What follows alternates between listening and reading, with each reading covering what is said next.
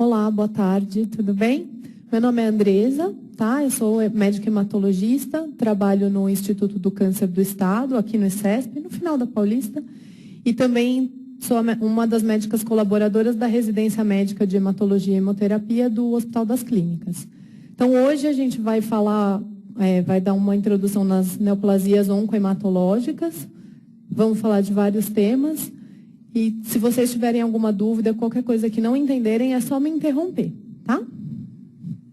Então, a gente vai começar a aula de hoje com noções de transplante de medula óssea. Na verdade, no passado, a gente falava em transplante de medula óssea. Por quê? Porque a fonte de células era sempre da medula óssea. Mas, atualmente, a fonte de células, ela pode ser de célula periférica, de cordão umbilical. Então, a gente fala em transplante de células tronco hematopoéticas. É o nome mais adequado para ser utilizado no momento. O que é o transplante? Assim, muitas vezes eu vou me referir transplante de medula, mas entendam que é transplante de células tronco hematopoéticas. O que é o transplante? O transplante é uma infusão de células progenitoras, de células precursoras bem novinhas, através de um catéter central, depois que o paciente faz um tratamento radical à base de quimioterapia em altas doses ou de radioterapia. Por que que é depois? Porque a gente faz a quimioterapia em altas doses ou a rádio para depletar aquela medula do receptor e aí a gente infunde células novas. E ele serve para quê? Para corrigir um defeito que pode ser qualitativo ou quantitativo na medula óssea. Ele restabelece uma nova medula. Então, dá um start e começa do zero. Quais são os tipos de transplante? A gente tem o transplante halogênico. Transplante halogênico é um transplante que vem de um doador. Ele pode ser aparentado ou não aparentado. Além disso, a gente tem o transplante autólogo, que é do paciente para ele mesmo. Então, o paciente tem uma doença, a gente faz uma quimioterapia, faz o que tem para ser feito, coleta a medula dele, faz outras coisas e infunde a própria medula dele nele de novo. Por quê?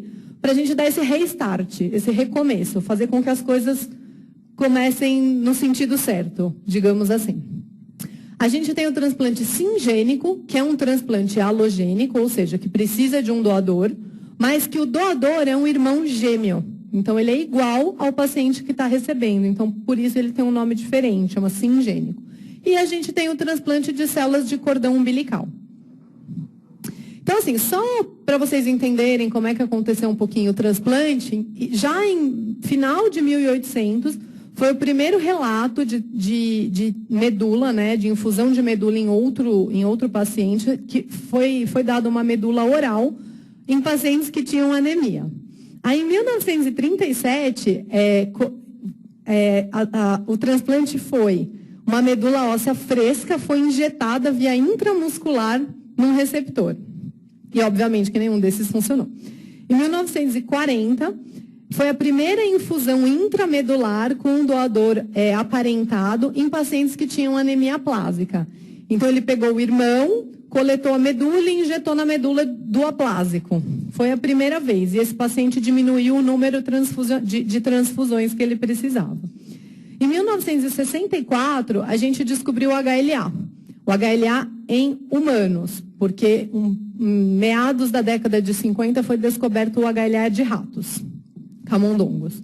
E em 1972, o Dr. Donald Thomas, que é um médico que faleceu ano passado, que é de Seattle, ele descreveu o primeiro transplante halogênico em pacientes com anemia plásica. E, nessa oportunidade, ele foi ganhador do Prêmio Nobel de Medicina.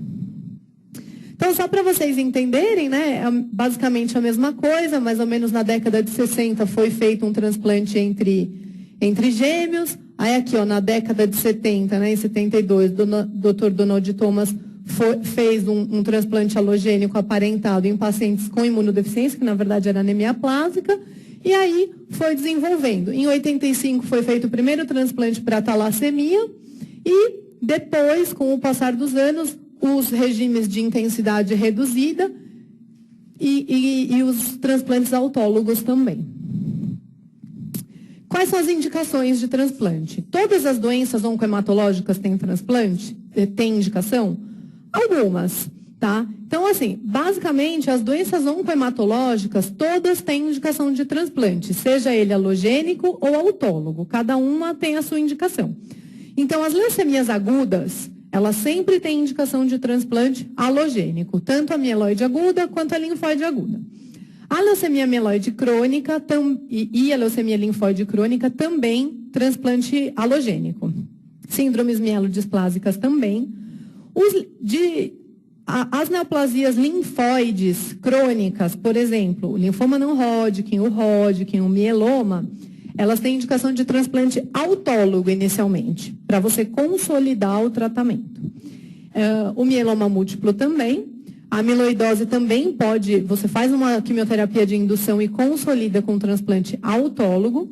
E as síndromes mieloproliferativas crônicas, você, na verdade, é uma doença que não, são doenças que não têm cura e que uma das possibilidades é um transplante alogênico. Então, no grupo de doenças oncohematológicas, a maioria tem indicação de transplante. Não necessariamente em primeira linha, mas em algum momento do curso da doença. Outras indicações não oncológicas, de doenças hematológicas benignas. Anemia plástica grave, anemia de Fanconi, algumas hemoglobinopatias do tipo talassemia major, anemia falciforme, aplasia pura de série vermelha, uma outra doença, a hemoglobinúria paroxística noturna, também seria um transplante, todos esses transplantes alogênicos. Para imunodeficiência severa combinada, também nós utilizamos transplante. Para osteopetrose, síndrome de Viscotti-Aldrich, que é uma plaquetopenia congênita, todas essas doenças podem ser tratadas com transplante de células tronco-hematopoéticas. Além disso, no passado, utilizou-se mais. Hoje em dia, tem uma tendência a fazer menos, mas foi muito utilizado. E foi daqui que surgiram os primeiros transplantes autólogos para doenças oncológicas, para tumores sólidos. Então, testículo, mama, ovário. Essas 3 neoplasias, eles faziam a quimioterapia de indução e eles consolidavam com o transplante, para ver se dava um restart na medula e a doença não recidivava. Além disso, ainda é utilizado o transplante autólogo para neuroblastoma, que é uma neoplasia da infância, e para alguns tumores de sistema nervoso central na infância. Além, assim, existem alguns estudos também em que foram feitos transplantes autólogos para doenças autoimunes, como esclerose múltipla, esclerose sistêmica, para lúpus, doença de Crohn, artrite reumatoide, mas são poucos casos, inclusive um imunologista da USP Ribeirão, que começou fazendo doenças autoimunes e ele mostrou bons resultados para transplante autólogo. Porque, pelo mesmo princípio, ele zerava a medula do paciente, infundia uma medula autóloga e, com isso, ele reiniciava todo o ciclo de diferenciação celular. Então, as doenças autoimunes ficavam controladas. Bom, então a gente tem os transplantes alogênicos e autólogos. E a fonte de célula? Da onde que é a célula? A célula ela pode ser coletada diretamente da medula óssea, através de punções na crista ilíaca. Pode ser do sangue periférico, tá? Através de uma máquina de aférese, ou podem ser de cordão umbilical. No nascimento, a gente aspira um pouquinho e congela.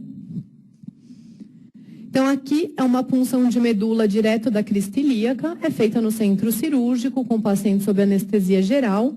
São múltiplas aspirações e o paciente interna, faz anestesia, a gente coleta, no dia seguinte vai para casa, é tranquilo, assim.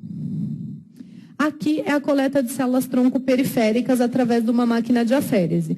A máquina de aférese é uma máquina bem grande, assim, como vocês podem ver, e ela tem uma circulação dupla. Pode ser feito com o próprio acesso periférico, se tiver um acesso calibroso, ou tem que passar um catéter de 2 vias. Mas, de maneira geral, você punciona um membro, sai o sangue, passa na máquina, filtra, a gente coloca o programinha para ela separar que célula que a gente quer coletar, então são as células CD34, e daí ela filtra, ela separa a CD34 que vai para uma bolsinha, e as outras ela devolve pelo outro acesso do paciente. E as células de cordão umbilical, que são colhidas ao nascimento diretamente do cordão. O transplante de células troncos autólogo. qual é o sentido de fazer? A gente erradica a doença de base com altas doses de quimioterapia, e daí a gente faz um transplante autólogo após o tratamento da doença de base para a gente consolidar essa remissão. Então, as doenças oncológicas a gente trata com qual objetivo? De deixar o paciente em remissão. E qual que é a chance desse doente? É dele recair, de recidivar. Então, a gente faz um transplante autólogo para você diminuir o número de recaídas. Consolidar significa isso, tentar diminuir o número de recaídas. Então, a gente erradica a doença de base e infunde, coleta a medula do paciente e depois infunde de novo. Qual que é o principal efeito colateral desse transplante? Tem um período que ele fica com a imunidade muito baixa, né? Porque a gente faz uma mieloablação, a gente zera a medula dele para ele receber a própria dele novamente e recomeçar toda a hematopoese. Neste período de mielossupressão, ele pode ter alguma infecção severa. Então, como é que a gente faz o transplante autólogo? O transplante autólogo, a gente tem que fazer a mobilização. O que é isso? A gente tem que colocar as células CD34, que ficam lá na nossa medula óssea, quietinhas, a gente tem que colocar para circular, para a gente conseguir coletar periférico. E como é que a gente faz isso? Através de quimioterapia com granuloquine, ou então através apenas de granuloquine, e atualmente surgiu uma medicação nova, o Plerixafor, que também coloca essas células CD34 para a circulação, para a gente conseguir coletar. Então, basicamente, o que acontece com o transplante autólogo ocorre da seguinte maneira. Você faz granuloquine no paciente, quando você faz o granuloquine, você estimula que a célula CD34 vá para a periferia, aí você coleta essas células progenitoras e você congela, tá? Congela. Fica lá no setor de criopreservação. Aí o paciente interna na unidade de transplante, ele faz uma nova quimioterapia bem forte para você zerar a medula dele. Aí ele fica na fase de aplasia medular, zerado. Aí ele infunde as células que ele coletou, tá? A gente descongela e infunde. E aí tem os dias para essa medula pegar, que a gente chama, para reiniciar a hematopoese da medula, que é o período de recuperação. Depois que pegou a medula, a gente dá alta.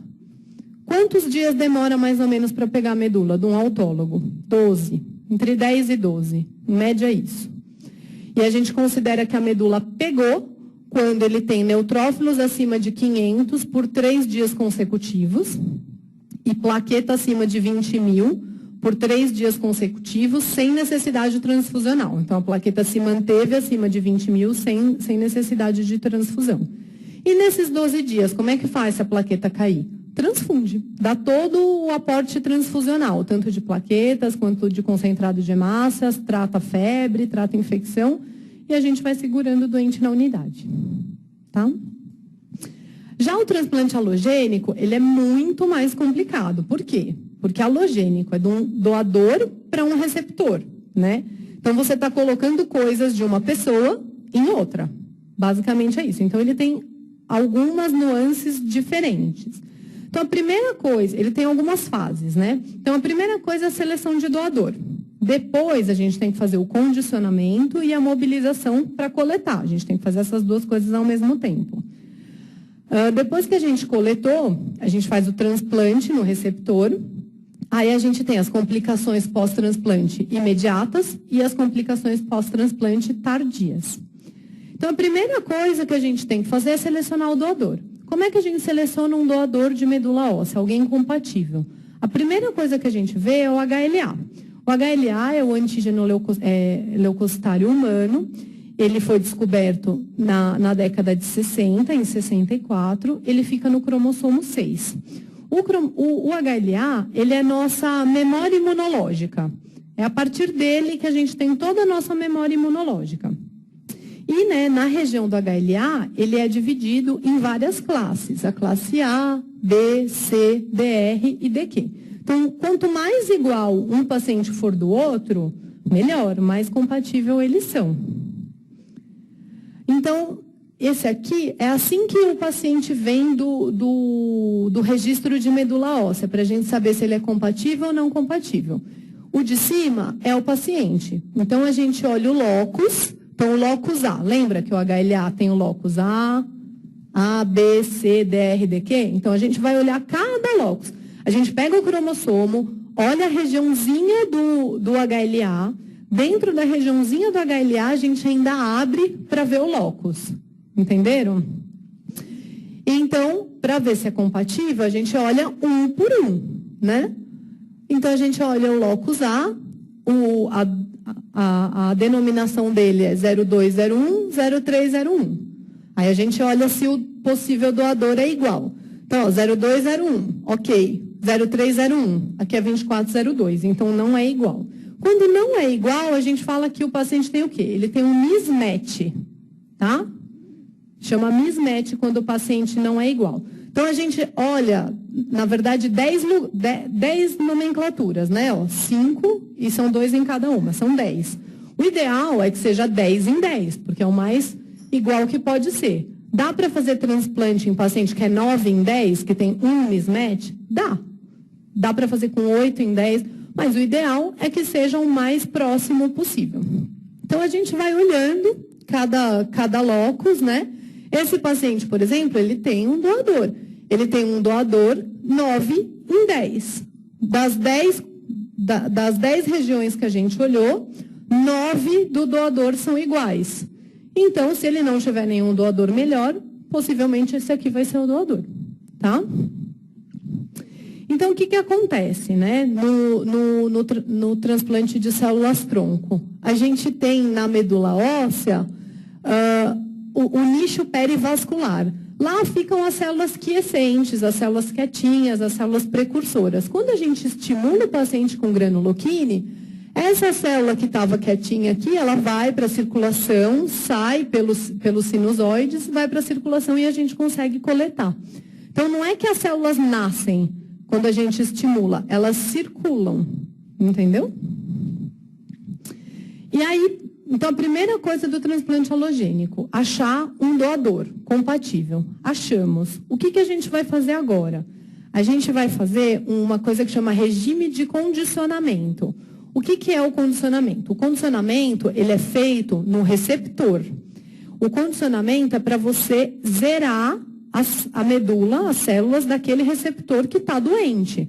Então, eu preciso deixar ele aplasiado para eu poder infundir uma célula-tronco de outra pessoa. O condicionamento, ele pode ser feito através de protocolos de quimioterapia ou através de radioterapia ou ambos. Então, existem vários protocolos de condicionamento, dependendo da doença e dependendo dependendo do estágio da doença e de qual objetivo que a equipe de hematologia quer. Então, se é um paciente que é refratário, se é um paciente que é recaído, se é um paciente que está em primeira remissão, aí a gente, de acordo com a idade, essas coisas, aí a gente escolhe o melhor regime de condicionamento para ele. O regime de condicionamento, ele pode ser mieloablativo ou não mieloablativo. Mieloablativo, geralmente, é quimioterapia em altas doses e radiação corporal total, que a gente chama de TBI, Total Body Irradiation. E os regimes não mieloablativos, a gente chama de RIC, tá? Que é Reduced Intense Conditioner, que é não mieloablativo, que são para pacientes mais idosos, ou para algumas doenças que estão mais controladas, mas geralmente para pacientes idosos. Então, a gente separou o doador, fez o regime de condicionamento. O que mais que o paciente precisa? Precisa estar de catéter para infundir a medula. Geralmente o paciente usa esse tipo de catéter, é um catéter de Hickman, que tem 2 vias e tem uma tunelização no subcutâneo. Ou então ele pode usar um catéter de Shiley mesmo, que é um catéter de 2 vias, mas é um catéter de curta permanência. Aí a gente faz a coleta de medula do doador. Se a gente for coletar células medulares, essa coleta no centro cirúrgico com essas agulhas, a gente funciona a crista ilíaca do doador, tira essa bolinha, conecta a seringa, funciona a crista ilíaca, conecta a seringa e aspira. Aí a gente passa num filtro, aqui é o filtro, aqui passando no filtro, com uma solução de heparina para não coagular. Claro que atualmente também existem essas técnicas todas em sistema vácuo, sistema fechado, mas essa técnica foi a técnica inicial, que a gente filtra a medula mesmo. Depois a gente transfere tudo para uma bolsinha igual de transfusão de sangue, tá vendo? Aqui já é a medula coletada. E aí a gente infunde no paciente, exatamente desse jeito, tá? Como se fosse uma transfusão de sangue. Paciente no leito, monitorizado, recebendo a infusão da medula óssea. Quais são os efeitos colaterais imediatos na infusão de medula óssea? Reações transfusionais, igual qualquer transfusão sanguínea. Inicialmente é isso, para quando a fonte de células é de medula óssea. Aqui é a máquina de aférese, quando a gente vai coletar as células do doador de sangue periférico. Então, essa é a máquina de aférese, ela tem todo um sistema, o sangue vem, aí vai passando pelos capilares, separando quem a gente quer coletar, porque a gente pode coletar pela aférese o que a gente quiser. Se a gente quiser coletar só plaqueta, a gente coleta só plaqueta. Quiser coletar só leucócito, a gente coleta só leucócito. Quiser coletar só célula CD34, a gente coleta só CD34, tá? E daí, só que nesse caso, qual que é a diferença? Quando a fonte de células é medula óssea, você coleta e desce imediatamente para o receptor. Quando a fonte de células é de células periféricas, daí a gente congela essas células coletadas e aí depois descongela em banho-maria e o paciente recebe a transfusão, a medula nova.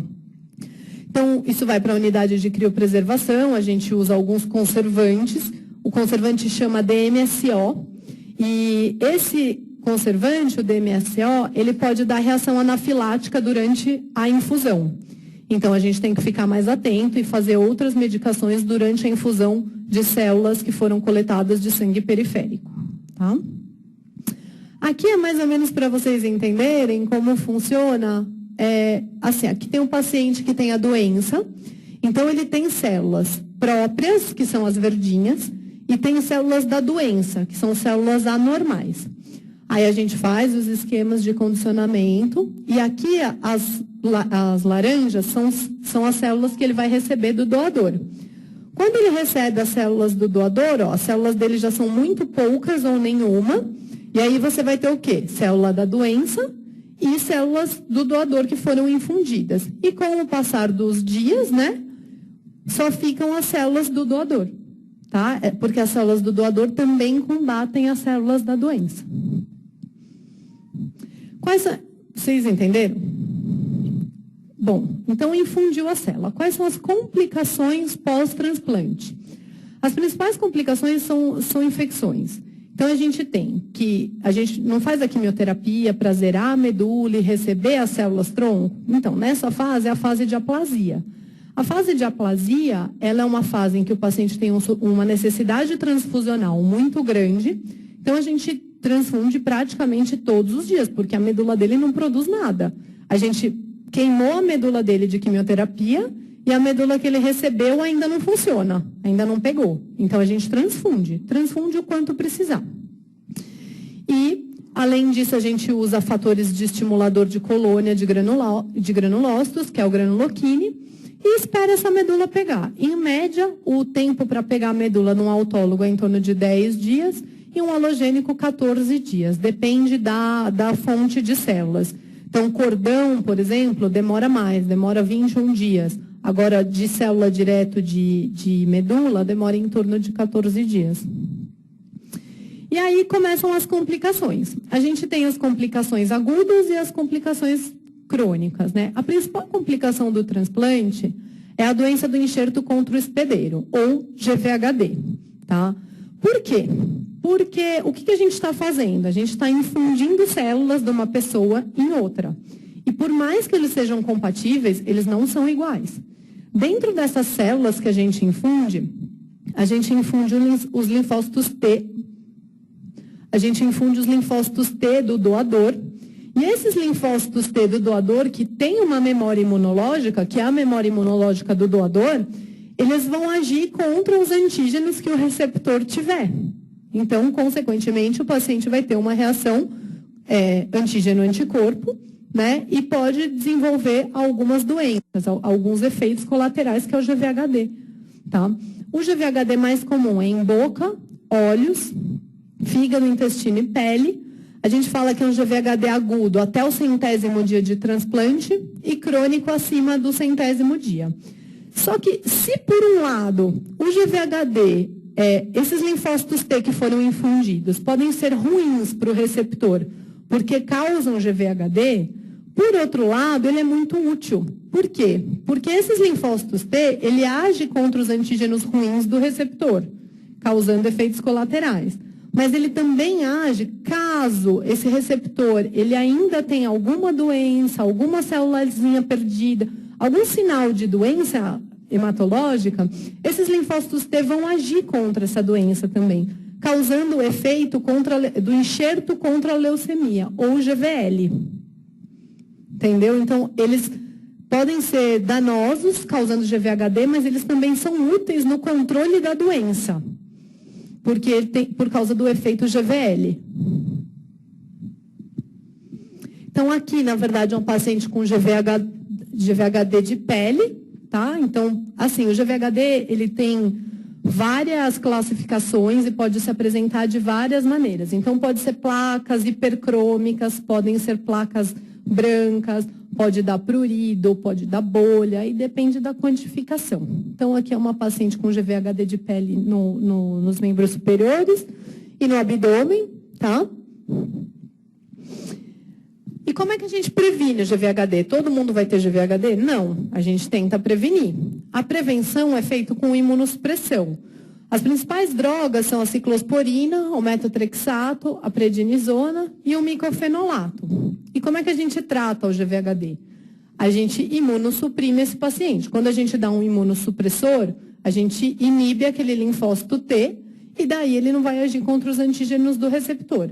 Então, o mais difícil no pós-transplante é esse balanço da imunossupressão. Tem que ser uma imunossupressão suficiente para que o paciente não tenha GVHD, mas não pode também ficar afundado lá embaixo, muito imunossuprimido por conta do risco de infecção, e para você não perder o efeito GVL, que é o efeito do enxerto contra a leucemia e a doença recair. Tá?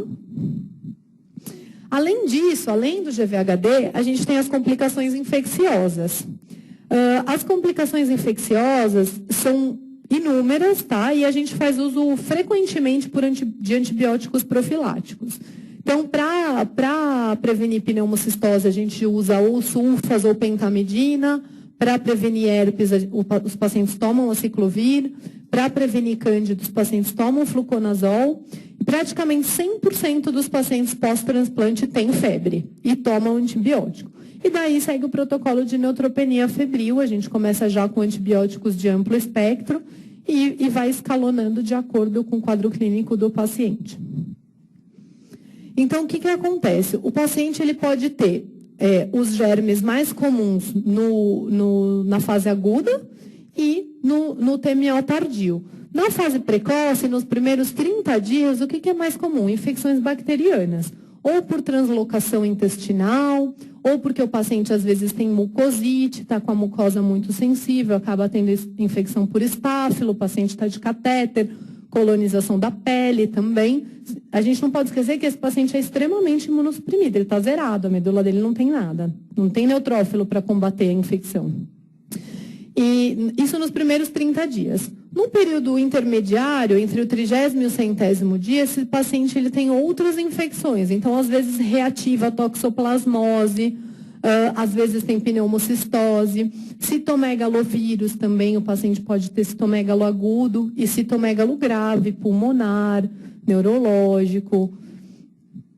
E também pode reativar o vírus da varicela. Então, às vezes, o paciente tem herpes zoster disseminado. Tá?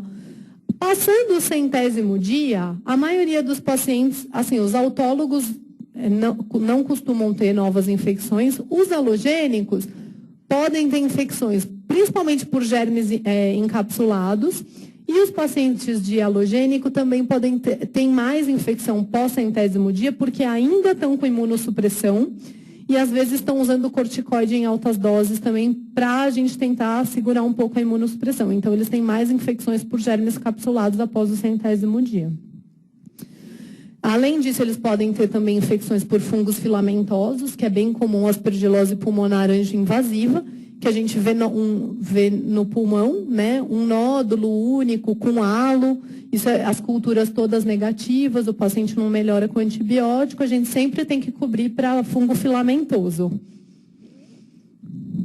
Outra complicação do transplante, que é bem temida, mas é um pouco mais rara, é a doença veno-oclusiva hepática. A doença veno-oclusiva hepática, ela não tem uma fisiopatologia ainda muito bem definida, mas o que acontece é que tem uma oclusão das vênulas terminais dos sinusoides hepáticos, o paciente começa a ter distensão abdominal, hepatomegalia, ganho de peso, ascite, porque entupiu as veias terminais dos sinusoides hepáticos. É mais comum nos transplantes halogênicos, tem alguns fatores de risco para isso acontecer ou não, alguns quimioterápicos que a gente usa, mas é uma complicação bem temida no transplante. Além disso, a gente tem as outras complicações gastrointestinais, que são de mais fácil manejo na maioria das vezes, que são os vômitos, diarreia, anorexia, tudo isso a gente controla bem, já com medicamentos profiláticos. Tem um problema importante, dependendo do esquema que você usa, que é a mucosite. Então, a mucosite é a inflamação difusa de todas as mucosas, da boca até o ânus. Então, o paciente ele fica com desconforto tanto para engolir, para comer, e pode ter diarreias profusas, acaba perdendo muito peso.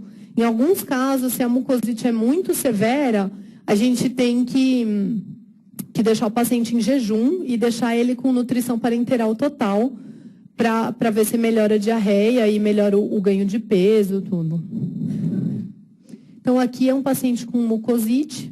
Na boca tem uma úlcera, tá vendo? São úlceras dolorosas, o paciente não consegue comer, às vezes, comida sólida, comida quente. Então, a gente estimula que tome sorvete, enfim, o que ele conseguir comer. E as complicações mais tardias do transplante são a rejeição do enxerto. Ela é bem rara. O máximo que pode acontecer se ele não pegar a medula, se ele rejeitar o enxerto, é ele recuperar a hematopoese própria, que é aquela hematopoese doente, e ocorrer a recaída da doença. Mas isso não é frequente de acontecer.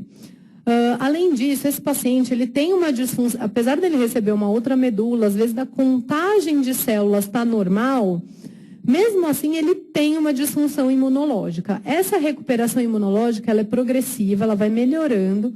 Ela pode demorar até 1 ano para melhorar. Então, você vê que o paciente, no começo, ele tem mais resfriado, ele tem pneumonia, algumas infecções, apesar da contagem, do número de leucócitos estar normal, ele não funciona bem ainda. E depois de 1 ano, isso passa e o paciente funciona como qualquer outro. E após o primeiro ano de transplante, a gente revacina o paciente tudo de novo, igual na infância. Quando ele faz 1 ano de transplante, a gente começa o calendário vacinal novamente, tá? Então, toma tudo, BCG, hepatite, calendário vacinal, igual de criança. Além disso, a gente tem a complicação da recidiva pós-transplante, né? E para a gente tratar essa recidiva pós-transplante, nem sempre a gente tem que tratar a doença de novo. Às vezes, o paciente está com imunossupressor muito alto, então a gente diminui a imunossupressão. Quando a gente diminui a imunossupressão, aumenta o linfócito T, ele aumenta aquele efeito GVL. Às vezes isso é suficiente para tratar a recidiva. Ou então, às vezes, a gente faz uma coisa que chama DLI, que é infusão de linfócitos do doador no receptor. Por quê? Porque quando você infunde o linfócito no doador, você está promovendo o efeito GVL também. Em alguns casos, não tem jeito, você tem que fazer um segundo transplante. Além disso, esses pacientes ficam com uma disfunção hormonal, alguns pacientes entram em menopausa precoce, né? Disfunção de tireoide, tem várias disfunções hormonais associadas. A gente também tem o problema do GVHD crônico, porque todas essas alterações que podem acontecer no GVHD agudo, de pele, Mucosite não, é só no agudo. Mas de pele, fígado, alteração de transaminases, tudo isso também pode ficar cronicamente. E também a gente tem a segunda neoplasia, que é uma complicação que pode acontecer devido a altas doses de quimioterapia que a gente utiliza nos esquemas de condicionamento. Então, na verdade, a gente fala que o paciente, às vezes, assim, todas as complicações que podem acontecer, né? Pode ter bronquiolite, pode ter faceite, pode ter úlceras de pele, desnutrição, diminuição da qualidade de vida, alterações endocrinológicas, infecções, lesões orais. Tem pacientes que ficam com úlceras orais, com distrofia de unha, ficam com a pele esclerótica, aquela pele mais grossa, sabe? Igual de esclerodermia. Então, isso pode acontecer, tudo no pós-transplante são as complicações tardias. E, além disso, né, a gente tem os transplantes não aparentados. Quem não tem doador, como faz?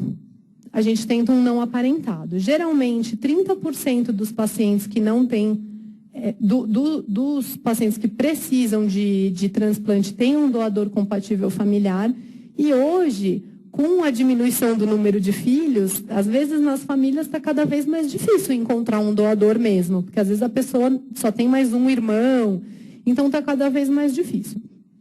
E o que a gente faz, então? Senta e chora? Não, a gente vai procurar um doador compatível não aparentado.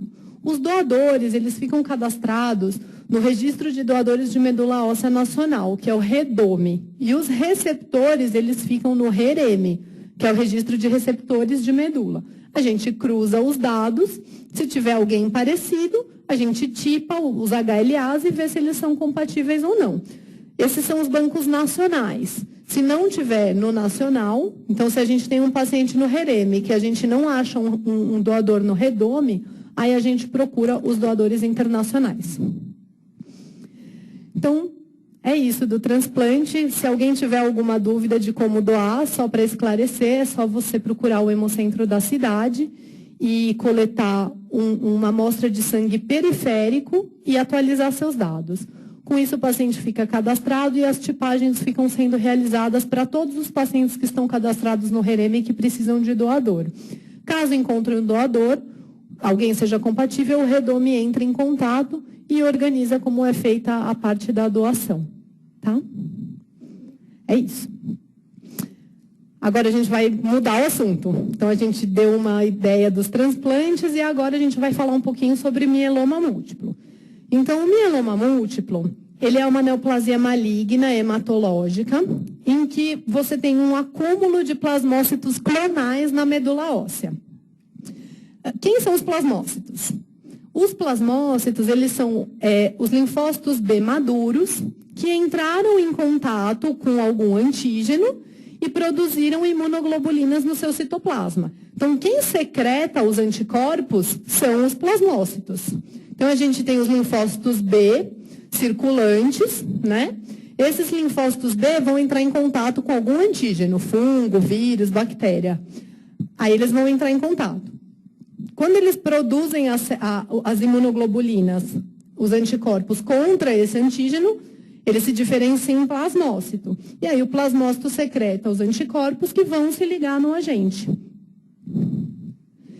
Então, mieloma múltiplo é uma doença antiga que era descrita já no passado em algumas figuras de pacientes distróficos, disformes, com várias fraturas. E esses são os plasmócitos na medula óssea. Então, são células bem azulzinhas, de núcleo roxo, bem típicas, não tem como errar. O mieloma múltiplo, ele é 1% das neoplasias nos Estados Unidos. Ele corresponde de 10% a 15% das neoplasias hematológicas.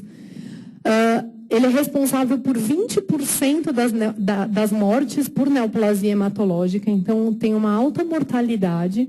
Tem uma incidência em torno de 5 casos para cada 100 mil habitantes por ano. É mais comum em negros, infinitamente mais comum em negros e bem raro em asiáticos.